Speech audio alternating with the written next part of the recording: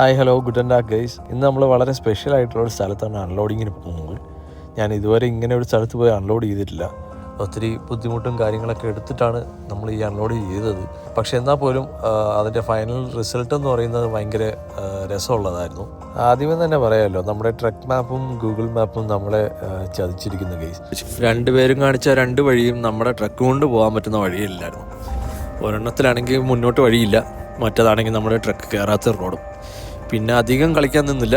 നമ്മൾ ഡെസ്പോയെ ഇൻഫോം ചെയ്തിട്ട് വെയിറ്റ് ചെയ്തു. കമ്പനിയിൽ നിന്ന് ആളെല്ലാം വന്ന് അവരൊരു വഴി കാണിച്ചെന്നിട്ട് പോകാമെന്ന് വിചാരിച്ചു. വണ്ടി ഒരു പാർക്കിങ്ങിലിട്ട് ഒരു ബ്രേക്ക് എടുക്കാമെന്ന് വെച്ചു.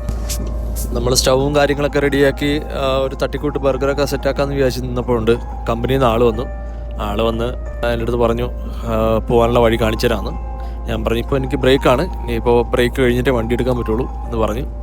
അപ്പോൾ പുള്ളി ഓക്കെ, പോയിട്ട് കുറച്ച് കഴിഞ്ഞ് വരാമെന്ന് പറഞ്ഞിട്ട് തിരിച്ചു പോയി. ആ സമയം കൊണ്ട് നമ്മൾ നമ്മുടെ ബർഗർ റെഡിയാക്കി.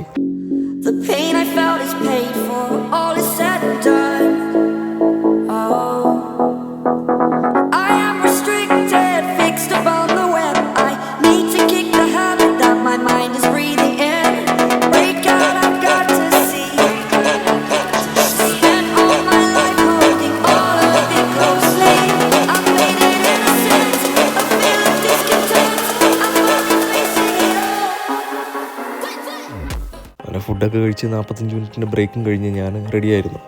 അപ്പോഴേക്കും പുള്ളി തിരിച്ചു വന്നു. പിന്നെ പുള്ളിയുടെ പിറകെ ട്രക്കുമായിട്ട് ഞാനും പോയി. വളരെ വിജനമായ ഒരു ഇടുങ്ങിയ റോഡിൽ കൂടെയാണ് പുള്ളി എന്നെ കൊണ്ട് പോയത്. പക്ഷെ ചെന്നെത്തിയത് ഒരു ഫാം ഹൗസിലാണ്.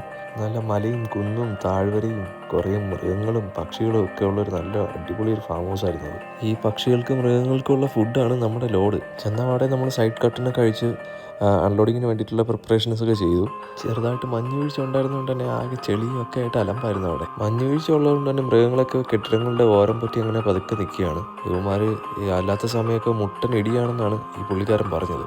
മഞ്ഞ് പ്രശ്നമില്ലാത്ത ആൾക്കാരുണ്ടായിരുന്നു അതിന് കൂട്ടത്തിൽ. ഞാൻ ഈ പക്ഷികളെയും മൃഗങ്ങളെയൊക്കെ കണ്ട് പതുക്കെ ഇങ്ങനെ പ്രകൃതി ഭംഗിയൊക്കെ ആസ്വദിച്ച് അങ്ങനെ കുറച്ച് നേരം അവിടെ കിടന്ന് കറങ്ങി. 700 വർഷം പഴക്കമുള്ളൊരു ബിൽഡിങ്ങാണിത്. അതിൻ്റെ ഉള്ളിലൊരു ചാപ്പലും ഉണ്ടെന്നാണ് ആ പുള്ളിക്കാരൻ എന്നോട് പറഞ്ഞത്. 2 പ്രാവശ്യം വഴി തെറ്റിയതിൻ്റെ ക്ഷീണവും അൺലോഡിങ് ലേറ്റ് ആയതിൻ്റെ ഒരു പ്രശ്നമൊക്കെ നമ്മുടെ മനസ്സിൽ നിന്ന് അപ്പോഴേക്കും പോയിരുന്നു. കാരണം പലപ്പോഴും ആൾക്കാർ ഇങ്ങനത്തെ കാഴ്ചകളും സ്ഥലങ്ങളിലേക്കൊക്കെ പോകാനായിട്ട് കാശ് കൊടുത്താണ് പോകാറ്. നമുക്ക് കാശ് കൊടുക്കേണ്ടെന്ന് മാത്രമല്ല, കാശ് ഇങ്ങോട്ട് കിട്ടുകയും ചെയ്യും. അതാണ് ഈ ജോലിയുടെ ഒരു നല്ലൊരു അഡ്വാൻറ്റേജ്. അൺലോഡ് ചെയ്ത സാധനങ്ങളൊക്കെ പുള്ളിക്കാരൻ ആ ഷെൽട്ടറിൻ്റെ ഉള്ളിൽ കൊണ്ട് വയ്ക്കുന്നുണ്ടായിരുന്നു.